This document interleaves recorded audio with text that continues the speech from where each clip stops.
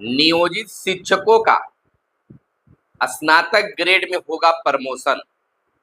जी हाँ, आप सही सुन रहे हैं। 15 दिनों के अंदर बिहार के तमाम नियोजित शिक्षकों का बेसिक ग्रेड से स्नातक ग्रेड में होगा प्रमोशन, लेकिन प्रोन्नति के फलस्वरूप उसी कोटि में शिक्षक अपने ही मूल वेतन में बने रहेंगे। यह इस समय की बड़ी खबर है। पत्र भी जारी हो गया है कि बिहार के नियोजित शिक्षकों को कालबद्ध प्रोन्नति दिया जाए, यानी कि बेसिक ग्रेड से स्नातक ग्रेड में प्रोन्नति किया जाए। 7 दिनों का समय दिया गया है सभी कागजात जमा करने के लिए। नमस्कार, मैं हूं सुनील बॉबी और आप इस समय देख रहे हैं नियोजित शिक्षकों के लिए एक बड़ी खबर। बिहार के नियोजित शिक्षकों का अब तस्वीर बदलने जा रही है, जिसके लिए वर्षों से शिक्षक लगातार सड़क से लेकर सदन और कोर्ट तक के लिए दरवाजा खटखटाया है। 15 से 18 साल बीत जाने के बावजूद किसी प्रकार की प्रोन्नति बिहार के नियोजित शिक्षकों को नहीं मिल पाया था, लेकिन अचानक एक पत्र सामने आकर किस्मत ही बदलने जा रही है। यानी कि जो नियोजित शिक्षक बेसिक ग्रेड में है उनका प्रमोशन स्नातक ग्रेड में होगा, लेकिन शर्त यह है कि जिनका सेवा काल 12 वर्ष पूर्ण हो गए हैं उन्हीं को यह प्रोन्नति दी जाएगी। यानी कि कहा गया है कि पंचायत प्रारंभिक शिक्षक संवर्ग के मूल कोटि के बेसिक ग्रेड 1 से 5 के शिक्षक पद पर योगदान की तिथि अथवा अनुमान्य प्रशिक्षण अर्हता प्राप्त करने की तिथि जो बाद की तिथि हो से न्यूनतम 12 वर्ष की लगातार संतोषजनक सेवा के आधार पर यह प्रोन्नति देने की बात सामने आई है। अब कितना सही और कितना गलत है यह तो वक्त बताएगा, समय बताएगा। एक तरफ सक्षमता पार्ट 2 की परीक्षा की तैयारी चल रही है। सक्षमता पार्ट 2 के परीक्षा फॉर्म ऑनलाइन भरने का तिथि समाप्त हो गया है। 1-2 दिन के अंदर एडमिट कार्ड भी जारी होंगे। सक्षमता 1 परीक्षा हुआ, प्रमाण पत्र कह सकते हैं कि रिजल्ट भी आ गया। 1,87,000 के करीब नियोजित शिक्षकों ने सक्षमता में बाजी मारी, पास हो गए। अब चुनाव आयोग से बिहार शिक्षा विभाग यह अनुमति लेने के फिराक में है कि जहां जहां जिस जिला में चुनाव हो गए हैं वहां आगे का कार्य शुरू करने की अनुमति दी जाए। यानी कि प्रमाण पत्रों का वेरिफिकेशन और स्कूलों का आवंटन का कार्य, यानी कि स्कूल में ज्वाइन कराने का काम को लेकर। और एक तरफ यहाँ प्रोन्नति की बात होती है। ऐसे ही पहले से ही बिहार के नियोजित शिक्षक कन्फ्यूजन उनके बीच है कि आखिर हम सक्षमता में जाएं या नियोजित शिक्षक बनकर रहें। एक तरफ सक्षमता का कार्य बढ़ रहा है तो दूसरी तरफ नियोजित शिक्षकों को प्रोन्नति देने की बात आ रही है। करे तो क्या करे, किसके बात पर विश्वास करे। एक तरफ सरकार कर रही है कि हम आपको राज्यकर्मी बना रहे हैं, एनपीएस का लाभ दे रहे हैं, और दूसरी तरफ शिक्षक संगठन या और बहुत सारे महानुभाव शिक्षाविद या करें कि नियोजित शिक्षक बने रहने में ही नियोजित शिक्षकों को फायदा है, क्योंकि यहाँ सेवा निरंतरता का सबसे पहला लाभ मिलेगा। और जब से सेवा निरंतरता एक बहुत बड़ी चीज होती है जिसे प्राप्त करने पर, बने रहने पर सभी तरह की चीजें मिलेंगी। सक्षमता पास करने पर वहाँ मात्र भी एक चीज दिखाई दे रहा है, वह है एनपीएस। शिक्षकों का कहना है कि कम से कम नियोजित शिक्षक रहेंगे तो यहाँ रिटायरमेंट के बाद क्या कुछ मिलेगा सबको पता है, लेकिन अगर सक्षमता के तहत अगर विशिष्ट शिक्षक बन जाते हैं तो वहाँ मेरा भविष्य सुरक्षित रहेगा। इस ख्याल से कि एनपीएस में अच्छी खासी रकम कटेगी और जब हम रिटायर करेंगे तो एक अच्छा रकम मिलने की उम्मीद है भी कि वर्तमान तो किसी तरह से कट जाता है, भविष्य यानी बुढ़ापे में क्या कुछ होगा इसकी चिंता होती है। तो इसी बीच शिक्षक जो है उधेड़ बुन में पड़े हुए हैं, कंफ्यूजन में पड़े हुए हैं कि आखिर करे तो क्या करे। अब देखिए, नदी के दोनों किनारों पर नाव आनकर लग गई। अब किस नाव पर हम सवार हों, यानी कि नदी के किनारे जो है वह दो नाव लगी हुई है। हमें विशिष्ट शिक्षक वाली नाव पर चढ़े या नियोजित शिक्षक वाला नाव पर चढ़े। कभी इस पर पैर धर रहे हैं तो कभी इस पर पैर धर रहे हैं।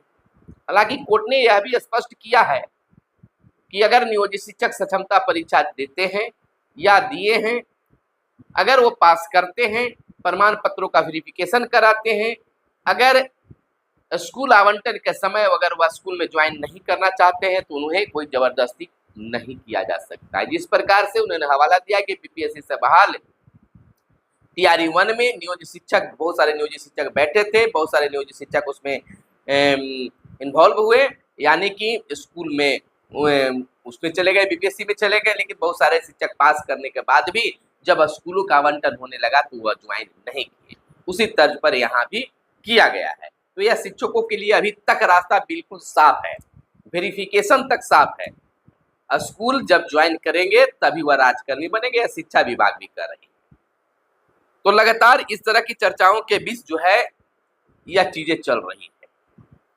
अभी भी नियोजित शिक्षकों के हाथ से नियोजित जो नाम है नियोजित शिक्षक जो है वह बने रहने का अभी भी उनके हाथ में है। जैसे ही वह स्कूल ज्वाइन करेंगे उनके हाथ से नियोजित शब्द हट जाएंगे। यहाँ पर शिक्षकों का मानना है कि केवल नाम बदलने का कार्य किया जा रहा है और कुछ भी नहीं। नियोजित शिक्षक में हम लोग को सेवा निरंतरता बनी रहेगी, वहां खत्म हो जाता है। एक बात और लग रही है कि अगर जैसे ही विभाग कहती है कि नियोजन इकाई से आप इस्तीफा देकर आइए, तो यह भी एक बहुत बड़ा समस्या होगा, वहां पर लोग नहीं देना चाहेंगे।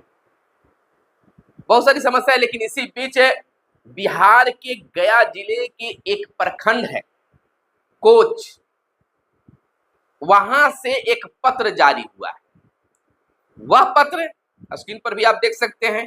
वह पत्र कितना सही और कितना फर्जी हो सकता है इसकी हम प्रमाणिकता नहीं करते, यानी कि पुष्टि नहीं करते कि यह पत्र सचमुच में सही ही है या गलत है। लेकिन यह जरूर है कि शिक्षकों के सोशल मीडिया पर यह पत्र तेजी से वायरल हो रहे हैं, चाहे व्हाट्सएप ग्रुप हो, फेसबुक हो, बहुत तेजी से वायरल हो रहे हैं।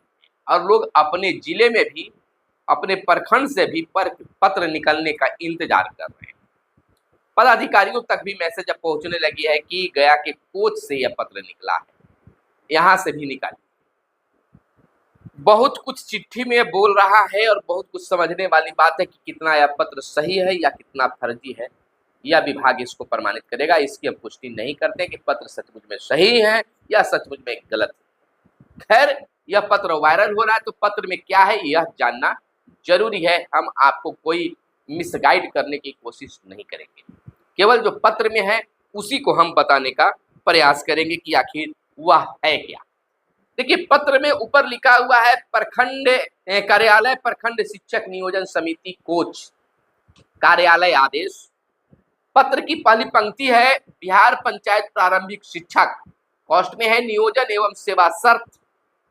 उसके बाद कॉस्ट के बाद है नियमावली 2006 यथा संशोधित नियमावली 2020 के कंडिका 16(1) एवं 16(2) के आलोक में जिला कार्यक्रम पदाधिकारी स्थापना गया के पत्रांक 3676 दिनांक 7/9/2022 के निर्देशानुसार पंचायत प्रारंभिक शिक्षक समवर्ग के मूल कोटि बेसिक ग्रेड 1 से 5 के शिक्षक पद पर योगदान की तिथि अथवा अनुमान्य प्रशिक्षण अर्हता प्राप्त करने की तिथि जो बाद की तिथि हो से न्यूनतम 12 वर्ष की लगातार संतोषजनक सेवा के आधार पर प्रखंड नियोजन इकाई कोच अंतर्गत विद्यालयों में कार्यरत शिक्षकों को अगले वेतनमान यानी स्नातक ग्रेड में प्रोन्नति दिया जाना है। इस हेतु मूल्यांकन यानी दक्षता शिक्षक पात्रता उत्तीर्ण होना अनिवार्य है। प्रोन्नति के फलस्वरूप इस कोटि के शिक्षक अपने ही मूल कोटि में रहेंगे। पैराग्राफ चेंज करके बताया गया है कि प्रोन्नति हेतु पात्र सभी शिक्षक 7 दिनों के अंदर विहित प्रपत्र में अपना अपना आवेदन निम्न कागजात के साथ कार्यालय में जमा करना सुनिश्चित करेंगे। 5 पॉइंट दिए गए हैं, क्या क्या देना है। सभी शैक्षणिक प्रशैक्षणिक प्रमाण पत्र एवं अंक पत्र भी स्वाभिप्रमाणित छाया प्रति। दूसरा है नियोजन पत्र की स्वाभिप्रमाणित छाया प्रति। तीसरा है दस्ता शिक्षक पात्रता यानी दस्ता या शिक्षक पात्रता उत्तीर्णता प्रमाण पत्र की स्वाभिप्रमाणित छाया प्रति। चौथा है दिनांक 30/4/2024 को प्रशिक्षण अर्हता न्यूनतम 12 वर्ष पूर्ण होना चाहिए। और 5वां है सभी कागजात 2 प्रति में प्लास्टिक फाइल में जमा करेंगे। हस्ताक्षर के बाद लिखा हुआ है पेन से प्रखंड शिक्षा पदाधिकारी कोच। नीचे दिया हुआ है ज्ञापांक 250 नियोजन इकाई कोच दिनांक 6/5/2024। प्रतिलिपि है जिला कार्यक्रम पदाधिकारी स्थापना गया के सेवा में सादर सूचनार्थ समर्पित। प्रखंड शिक्षा पदाधिकारी कोच को सूचनार्थ एवं आवश्यक कार्यार्थ प्रेषित। देखिए यहाँ पर प्रखंड शिक्षा पदाधिकारी कोच को सूचनार्थ एवं आवश्यक कार्यार्थ प्रेषित। सभी संबंधित शिक्षक विद्यालय के प्रधानाध्यापक को सूचनार्थ एवं आवश्यक कार्यार्थ प्रेषित। नीचे है मुहर लगा हुआ है प्रखंड शिक्षा पदाधिकारी कोच का साइन है। अब यहाँ पर सूचनार्थ भी दिया गया है और यह पत्र कहता है ऊपर से कि हम प्रखंड नियोजन इकाई समिति कोच के द्वारा निकाला गया है। तो नियोजन इकाई में जो बीईओ होते हैं वह एक पदेना सदस्य है और नीचे हस्ताक्षर जो है वह प्रखंड शिक्षा पदाधिकारी कोच का है। कुछ तो बात क्या है सही है, आप समझ सकते हैं, आप बुद्धिजीवी हैं और शिक्षा विभाग भी बात को समझती रही है, लेकिन इसमें जो कुछ भी है अगर ऐसा होता है तो बहुत जल्द ही जब 7 दिनों के अंदर मांगा जा रहा है तो 15 दिन 1 माह के अंदर में यह प्रोन्नति मिलने की संभावना जताई जा सकती है। इसमें मुख्य बात यह है कि संशोधित 2006 यथा संशोधित नियमावली 2020 के कंडिका 16(1) और 2 के आलोक में जिला कार्यक्रम पदाधिकारी स्थापना गया के 15 देखिएगा ध्यान दीजिएगा 3676 दिनांक 7/9/2022 का 7/9/2022 को ही आदेश दिया गया और पत्र कब निकल रहा है, वह निकल रहा है 6/5/2024 को यहाँ पर दिया गया है ज्ञापांक। लेकिन प्रखंड शिक्षा पदाधिकारी के जो साइन है वह नियोजन इकाई के जो ज्ञापांक है उसके यानी कि 30/4/2024 पहले साइन होता है, उसके बाद ज्ञापांक पत्रांक 6/5/2024 दिया जाता है।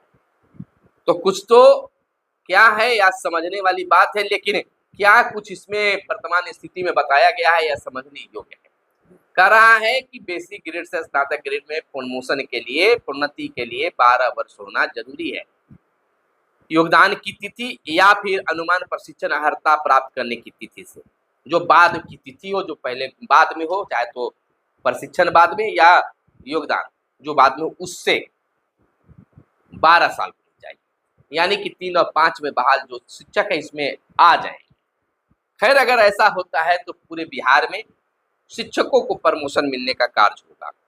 अब यह चिट्ठी सही है गलत है, बस कुछ समय के बाद यह क्लियर हो जाएगा। हालांकि अगर यह गलत है तो कोच के जो शिक्षा पदाधिकारी हैं उनको आगे आकर इसको फर्जी घोषित करना चाहिए और अगर सही होगा तो अन्य जिलों से, अन्य प्रखंडों से भी इस तरह के पत्र निकाले जा सकते हैं। लेकिन फिलहाल यही जानकारी निकल कर सामने आई थी